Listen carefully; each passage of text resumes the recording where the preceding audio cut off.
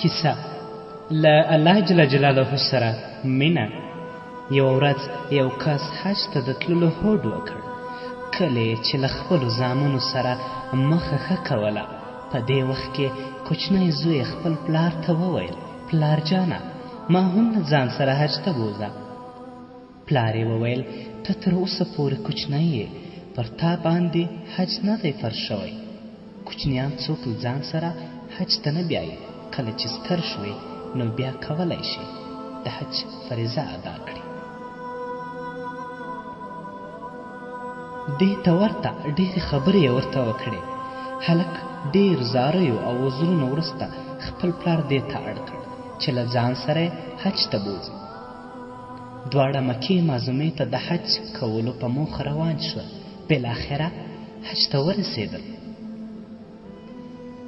له کعبې شریفه نه د طواف کولو پر مهال زوی له خپل پلار څخه وپوښتل: پلار جانه، الله جل جلاله چېرته دی؟ آیا خپل کور کې دی؟ راځه چې لاړ شو، الله جل جلاله ووینو.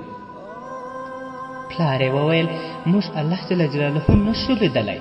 دلته یوازې د دې لپاره راغلی یو چې د خدای جل جلاله له کور څخه طواف وکړو.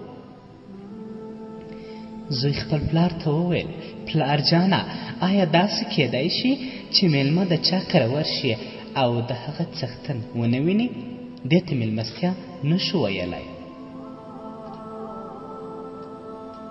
هلک په سجده پرېوت، چغې یې وهلې او ویلې چې زه غواړم الله جل جلاله ووینم.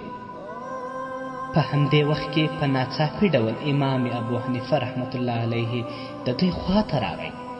پلار د امام ابو حنیفه رحمت الله علیه په لیدو خوښ شو او ورته ویل: امام ابو حنیفه رحمت الله علیه، راشه، زما زوی رانه پوښتنه کوي او وایي چې الله جل جلاله چیرته دی. زه غواړم چې خدای جل جلاله ووینم.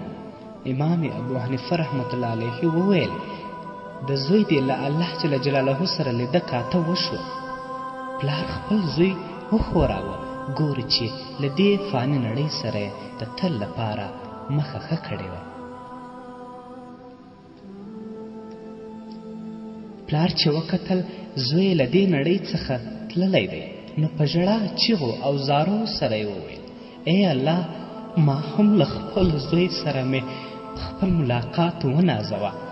خدای جل جلاله د زوی په څېر د ده دعا هم قبوله کړه او له دې دنیا سره یې مخه ښه وکړه.